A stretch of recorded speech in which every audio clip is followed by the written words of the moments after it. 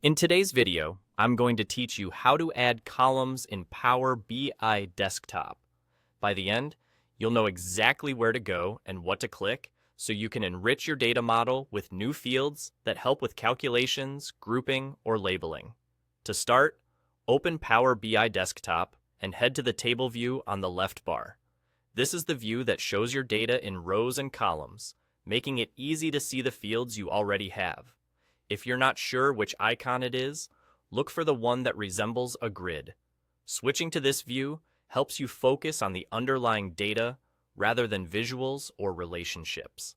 Next, select the data you want to add columns to. In practical terms, that means choosing the table where your new column should live. You'll find your tables in the Fields pane on the right. Take a moment to confirm you have the correct table selected, especially if your report contains multiple tables with similar names. Choosing the right location from the start keeps your model organized and your calculations straightforward. Now, click on any column within that table to bring up the column tools at the top.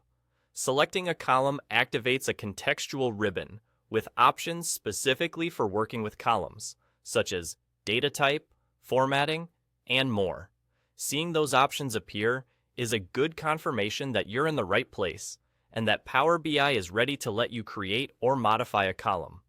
With the column tools visible, select New Column. That's the key action that creates a calculated column in your model. When you choose New Column, the formula bar appears, allowing you to define what the column should contain using DAX. You might create a simple classification, combine text fields, or build a conditional label that helps segment your data.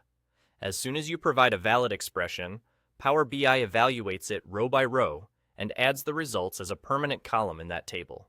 You'll see the new field show up under the table in the Fields pane and as a new column in the table view. That's all. From here, you can use your new column in visuals, filters, or further calculations. A couple of quick tips as you work.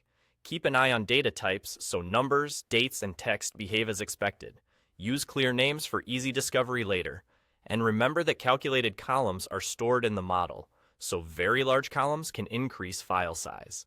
When you're satisfied, save your work, and you're ready to build richer, more insightful reports with your newly added column.